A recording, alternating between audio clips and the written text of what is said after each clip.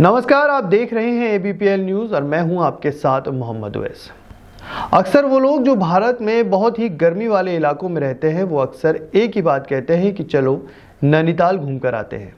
नैनीताल की खूबसूरती और ठंडी आबोहवा सैलानियों को अपनी ओर खींच ही लेती है और यहाँ साल के 12 महीने पर्यटकों का आना जाना लगा रहता है।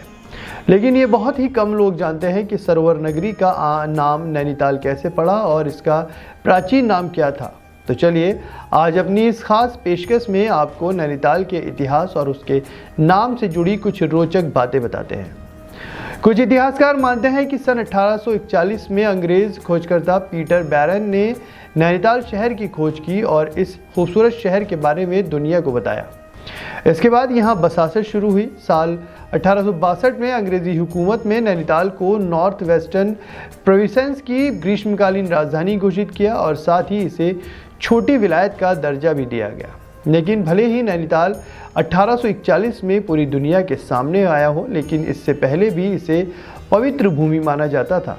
इस बात का वर्णन स्कंद पुराण के मानस खंड में भी किया गया है, जिसमें बताया गया है कि नैनीताल को पहले त्रिऋषि सरोवर के नाम से जाना जाता था। वो इसलिए कि अत्रि, पुलस्त्य और पुलह नाम के 3 ऋषियों ने यहाँ तपस्या की थी और यहाँ एक बड़ा सा गड्ढा बनाकर उसमें कैलाश मानसरोवर का पानी भर दिया था, जिसे आज नैनीताल की झील कहा जाता है।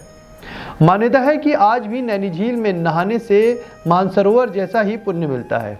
लेकिन कुछ इतिहासकारों का मानना है कि इन 3 ऋषियों ने 3 अलग अलग स्थानों पर अलग अलग तालों का निर्माण किया था, जिसमें नैनीताल खुरपा ताल और चाफी का मालवा ताल है।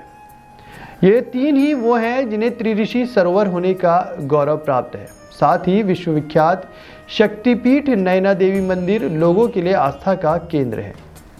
नैनीताल का मां नैना देवी मंदिर 64 शक्तिपीठों में शामिल है। इसके बारे में कहा जाता है कि जब महादेव अपनी पत्नी सती का अधजला शव लेकर आकाश मार्ग से कैलाश की ओर जा रहे थे, तब इस दौरान माता सती की आंख इस स्थान पर गिर गई। इस वजह से यहाँ नैना देवी मंदिर की स्थापना हुई और इस शहर का नाम नैनीताल पड़ा और बाद में इसे बदलकर नैनीताल कर दिया गया।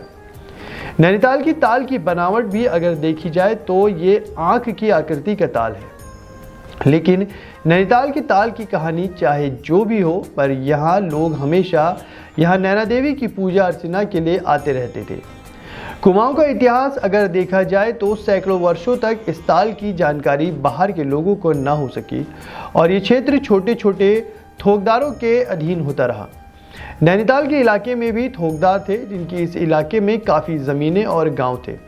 सन 1790 से 1815 तक इस अंचल में गोरखाओं का शासन था। गोरखाओं ने गढ़वाली और कुमाऊनी लोगों पर बहुत अत्याचार किए, लेकिन उसी समय भारत में ब्रिटिश साम्राज्य लगातार बढ़ रहा था। सन 1815 में ब्रिटिश सेना ने बरेली और पीलीभीत की तरफ से गोरखा सेना पर आक्रमण करके उनको हरा दिया, जिसके बाद यहाँ सन 1815 में ब्रिटिश शासन ने स्थापित हो गया और 17 अप्रैल 1815 में अल्मोड़ा के लाल मंडी किले पर ब्रिटिश झंडा फहराया गया और अंग्रेज़ों को पहाड़ों की ठंडी जलवायु बहुत पसंद आने लगी। इसलिए उन्होंने गढ़वाल और कुमाऊं के पर्वतीय अंचलों में नगर बसाने शुरू किए।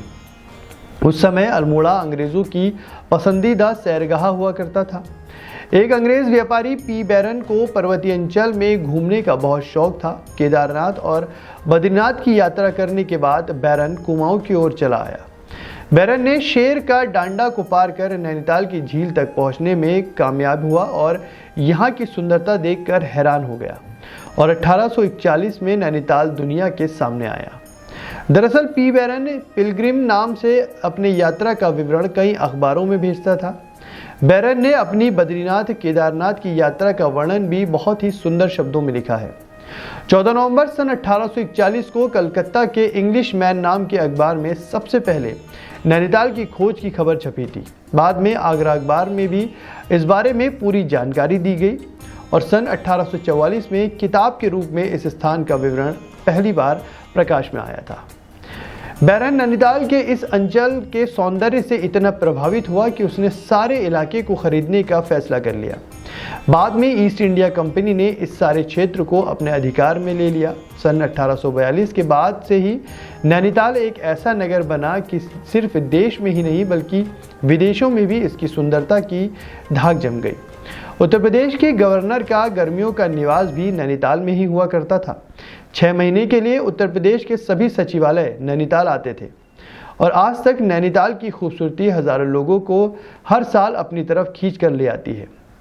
तो ये थी सरोवर नगरी नैनीताल के बारे में छोटी सी जानकारी। उम्मीद है आपको पसंद आई होगी।